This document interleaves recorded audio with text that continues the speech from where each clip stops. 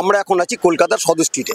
এখানেই বাংলাদেশ থেকে এসছেন, ঢাকা, খুলনা, নারায়ণগঞ্জ থেকে। তো তাদের দেশে এখন যা অবস্থা এবং যে একটা বিক্ষোভ হয়েছে, প্রধানমন্ত্রী সেই দেশ থেকে চলে গেছেন এবং সেই দেশে এখন নানা রকমভাবে সারা দেশ ঘিরে চলছে জনতার একটা বিপ্লব। সেই জায়গায় দাঁড়িয়ে এরা কি বলছেন আমরা সেটা শুনে নেবো। এটা কি অবস্থা বাংলাদেশে? বাংলাদেশে এখন তরুণ সমাজ, ছাত্র সমাজ, যুব সমাজ, সর্বস্তরের লোকজন বিজয় উল্লাস করছে।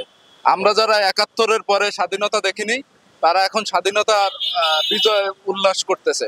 গত ১৫ বছর ধরে আওয়ামী লীগ সরকার দেশের বাক স্বাধীনতা, কথা বলার অধিকার, নাগরিক অধিকার, খুন, গুম, হত্যা, এই সবগুলো দিয়ে মানুষকে অতিষ্ঠ করে জিম্মি করে লেগেছে। আমার উপজেলায় গত ১৫ বছর আমরা যেতে পারি না। আমরা মানে বিভাগীয় শহরে খুলনায় থাকতে হয়। এই আওয়ামী লীগের মামলা, হামলা, হয়রানির ভয়তে, গুম, খুন, এই কারণে, হত্যার কারণে আমরা গত ১৫ বছর মহানগরে বাসা ভাড়া করে থাকি। এখন কি দেশে কি হবে? যে মানে উন্নতি হবে, শান্তি ফিরবে, কি হতে পারে কি ভাবছেন? দেশের অনেক উন্নতি হবে, শান্তি ফিরে আসবে, দেশের ব্যবসা বাণিজ্য, দুর্নীতি বন্ধ হবে, ছাত্র সমাজ, কথা বলার অধিকার। আজকে এই যে কথাগুলো বলছি, এই কথাটা বলারও অবস্থা ছিল না। আমরা সোশ্যাল মিডিয়া ব্যবহার করতে পারতাম না, আমরা একটা পোস্ট দিতে পারতাম না। আমাদের দিনে রাতে সব সময় পুলিশ এসে বাসায় বসে থাকতো। দেশে তো এখন বিপ্লব হয়েছে, সরকার পতন ঘটে গেছে, সেনাপ্রধান সাংবাদিক বৈঠক করে ফেলেছে। কি বলবেন? এখন খুশির আনন্দ মিছিল, আমরা দেশে যাব, আমরা ভারত থেকে মিষ্টি নিয়ে বিতরণ করব বাংলাদেশে।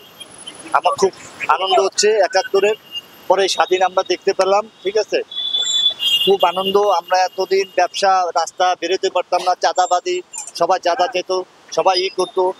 এখন আমরা স্বাধীন হয়েছি, ফিরে আবার পুরোটা দেশ স্বাধীন করতে পেরেছি, খুব আনন্দ। কি মিষ্টি কিনেছে? মিষ্টি, যে মিষ্টি নিয়ে যাবো, মিষ্টি বিতরণ করব, আনন্দ মিছিল করব কালকে। যে মানে এটা কি স্বাধীন দেশে ফেরার একটা আনন্দ দেখছেন? আনন্দ। এই স্বৈরাচার সরকার বলেছিল ঘরে ঘরে চাকরি দেবে, কিন্তু ঘরে ঘরে চাকরি না দিয়ে ১৫ বছর প্রত্যেকটা ঘরে ১০টা থেকে ৭০০ পর্যন্ত মামলা দিয়েছে। প্রত্যেক ঘরে ঘরে মামলায় মানুষ জর্জরিত, হয়রানি, কোনো মানুষ ঘরের বাইরে সুষ্ঠুভাবে বেরোইতে পারতো না। আজকে দেশটা তরুণ প্রজন্ম দেশকে স্বাধীন করেছে। এজন্য তরুণ প্রজন্মকে এই কলকাতা থেকে আমি সবাইকে ধন্যবাদ জানাচ্ছি। কারণ আমার বাবার গোষ্ঠীরাই বিএনপি ছিল, সেজন্য কোনো সার্টিফিকেট দেয়নি। জি জি, চট্টগ্রাম থেকে এসেছি। এখানে আমি চিকিৎসার জন্য এসেছি।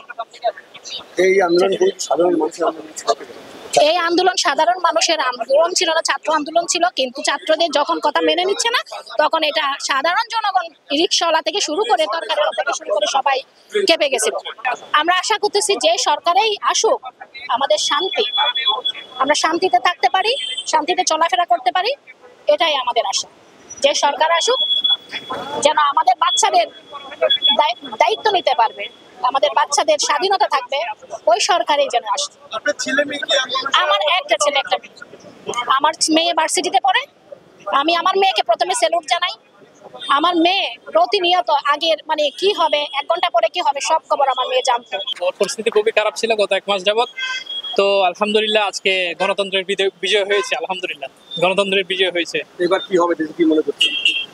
বিজয় হয়েছে, এই বিজয়টা আমাদেরকে ধরে রাখতে হবে, যেটা হচ্ছে এক গণতন্ত্র আমরা যেটা এখন ফিরিয়ে এনেছি, এটা আমাদেরকে ধরে রাখতে হবে। ধরে রাখতে হবে বলতে, দেশের মধ্যে যে অরাজকতাগুলো চলেছে, মানুষের কথা বলার অধিকার যেটা হরণ করা হয়েছে, এখন আমরা যেই আসুক আমরা চাইবো, আমরা তো সাধারণ মানুষ চাইবো মানুষের কথা বলার অধিকারটা থাকুক, মানুষ যাতে কথা বলতে পারে, মানুষ যাতে তার অধিকার ফিরে পায়। আমাদের প্রত্যাশা হচ্ছে ওইটাই।